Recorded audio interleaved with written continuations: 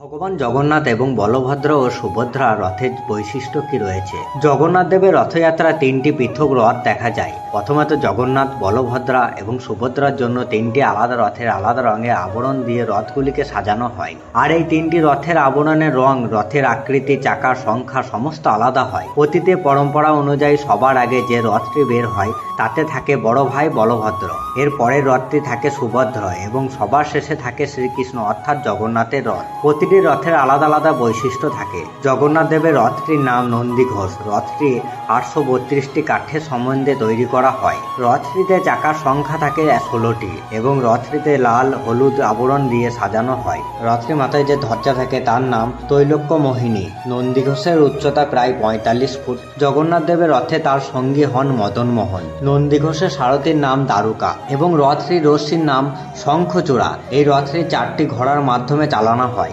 নন্দীঘোষে জগন্নাথের সাথে দারুকা নামে একজন রক্ষীও থাকে। এছাড়াও এই রথটিতে জগন্নাথের সাথে সহায় হন গোবর্ধন, কৃষ্ণ, নরসিংহ, রাম, নারায়ণ, হনুমান, রুদ্র।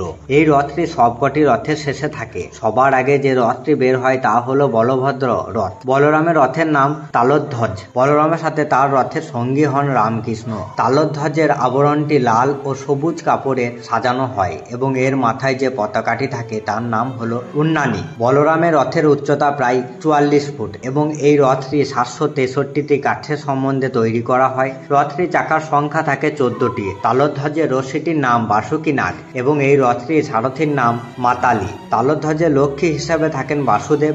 এছাড়াও বলরামের সঙ্গে রথটিতে সহায়ক হন কার্তিক, গণেশ, সর্বমঙ্গলা, মুক্তেশ্বর। সুভদ্রা রথটি জগন্নাথ এবং বলভদ্রার মাঝখানে থাকে। সুভদ্রার রথের নাম দর্পদোলন এবং সুভদ্রার সঙ্গিনী হিসেবে থাকেন সুদর্শনা। দর্পদোলনের উচ্চতা 43 ফুট এবং এই রথের 12টি চাকা। রথটি লাল এবং কালো কাপড়ে আবরণ দিয়ে সাজানো হয় আর এর মাথায় যে পতাকাটি থাকে তার নাম নদম্বিকা। দর্পদোলনের সারথী হিসেবে থাকে অর্জুন এবং এই রশ্মিটির নাম স্বর্ণচূড়া।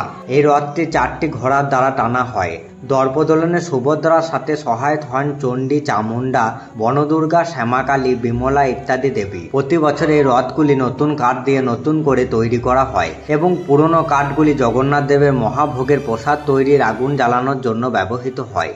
পুরী সংলগ্ন দাসপাল্লা, রানাপুর নামে 2টি জঙ্গল থেকে প্রতি বছর কাঠ সংগ্রহণ করা হয়। এই দুটো জঙ্গলে যতগুলি গাছ কাটা হয় তার দ্বিগুণ গাছ প্রতি বছর রোপণ করা হয়। পুরী রথযাত্রা নিয়ে নানা মানুষের ভিন্ন মত রয়েছে।